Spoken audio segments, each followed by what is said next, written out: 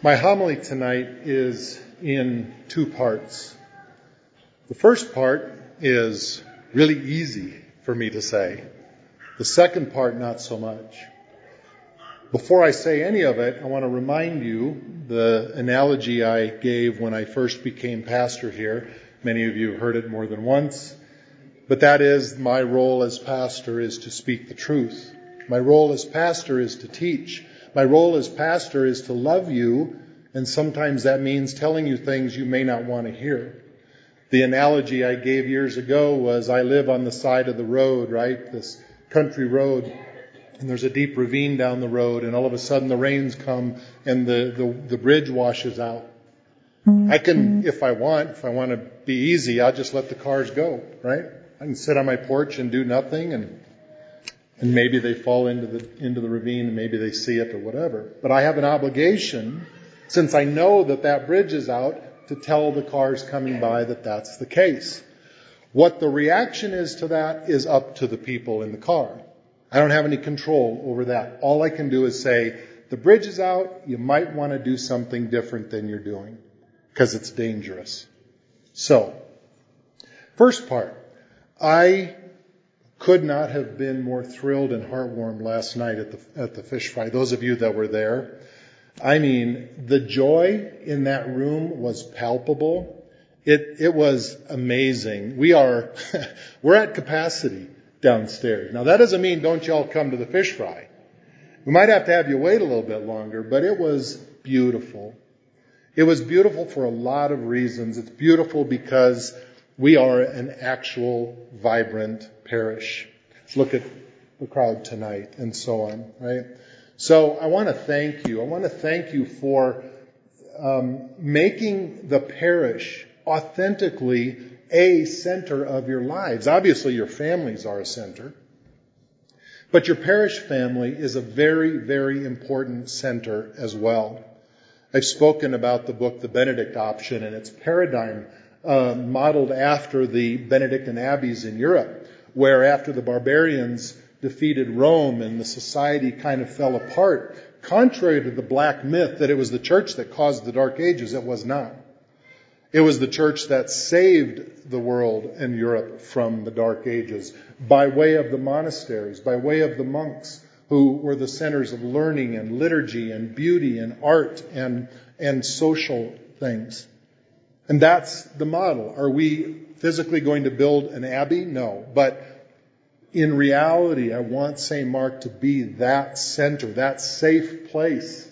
Not in the modernist way of using that term, but an actual place where you come and you're protected and you're nourished and you have fun and you learn and you worship and all of that. So that's the first part. I just want to thank you. It's just such a beautiful thing to see the life and vibrancy of this parish. Now, today, well, let me back up. So we have sent out information to you recently about this Senate bill in the Denver legislature that's being debated. It is a radically pro-abortion bill. And when I say radical, I mean if this passes, Colorado will be the worst state in the country, and even above many parts of the world, in countries we wouldn't even think of, in terms of the openness to abortion that this state will be. Always has been, right? This state was the first to legalize abortion before Roe v. Wade. So we've always been in a not very good place where that's concerned. So today, down at the Capitol was a rally. And I and a number of other St. Mark parishioners went to that, and there were quite a number of other people. I would guess at least 200 or 300 people, I don't know, but somewhere around there. And so on the steps of the Capitol were the speakers, including Archbishop Aquila, by the way. And they included people who are in the Respect Life ministries, in apostolates, in helping to take care of moms who are pregnant, who are helping to take care of moms after they've maybe had an abortion. And by the way, as an aside, everything I'm saying to you today, both the fun, good stuff that was easy to say as well as this, every word I am saying today is said with love. I promise you it is said with love. including, as I speak about this very difficult topic, to say, if you are a person who has experienced that in your own life, I know there is help, there is healing. God loves you so very much. He wants to heal you. So please allow us. I sit on a healing team with Project Rachel. I know that we have seen wonderful healing from people. So the speakers up on the dais at the Capitol were taking turns one at a time and speaking. The problem was those of us on the ground couldn't hear them. The reason we couldn't hear them, and I and our group of people from St. Mark were in the kind of the very back. So in the very back of the crowd, there was a police tape, right? And then only like 3 feet behind that line. So everybody that was the people at the rally were in front of that tape. And then there was a second tape about 3 feet back. So there was this little 3 feet space. And then behind that were the protesters. I have been, well, as some of you know, I used to be the Respect Life Director for the Diocese of Colorado Springs. I'm now still involved. I'm on the Project Rachel team, but I'm also the chaplain, if you will, of that apostolate. So the reason that we could not hear anything very well is because the protesters had bullhorns. And number one, they were bullhorns that had a siren function. They were 10 feet from my head, blasting sirens. And I'm talking about police car sirens. Not only could we not hear anything, but it hurt. It was painful. What was more painful, however, were the words that these protesters were speaking.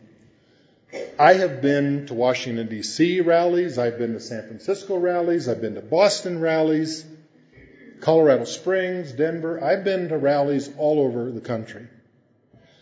In my 63 years of life, I have never heard or experienced such evil as we experience today. I am not exaggerating when I tell you that Satan was there. He was there.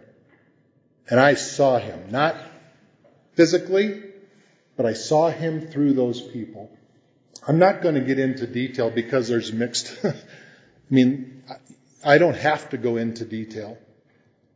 I will just tell you this, and this is the upshot. And again, I say this with all love in my heart. And as the person on the road who says the bridge is out, please stop. Please stop. You're going to be hurt or killed. And I'm speaking of your eternal soul. Jesus appeared in the Transfiguration for a purpose for these 3 apostles. The reason he appeared the way he did was to give them a glimpse, an inoculation, if you will, against what was coming. That was coming. That's what we are preparing for, my brothers and sisters, in Lent, every Lent. Good Friday is that day. So Jesus was giving these 3 apostles a little nugget of grace. He was saying to them in the Transfiguration, you're gonna really have a hard time with what's coming. But this is who I really am. That's not going to last. This is going to last. And my brothers and sisters, that is what our Lord is telling us right here, right now. There is ugliness in the world. The people that were standing at the foot of this cross, those of you that have watched the movie The Passion of the Christ, know this. If you've not seen that movie, I really encourage you to watch it. It's very challenging, but please watch it. Because the feeling at the foot of the cross was something like I felt today. I felt an infinitesimal amount of what was there, but I felt a similar thing, I think, which was to witness pure evil. Pure evil. of Satan completely having his way. The words and the slogans and the things that those people were saying, I have never seen the like or heard the like. My brothers and sisters, what I'm saying to you about the bridge being out, I'm not asking you what party you belong to. I don't care. What I care about, and what I'm going to tell you now as your pastor, as your spiritual father, you cannot vote for these people.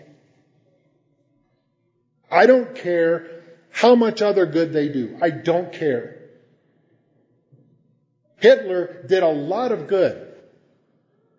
Hitler rebuilt a country. Hitler rebuilt the military. Hitler rebuilt the whole economy. Awesome. Yay.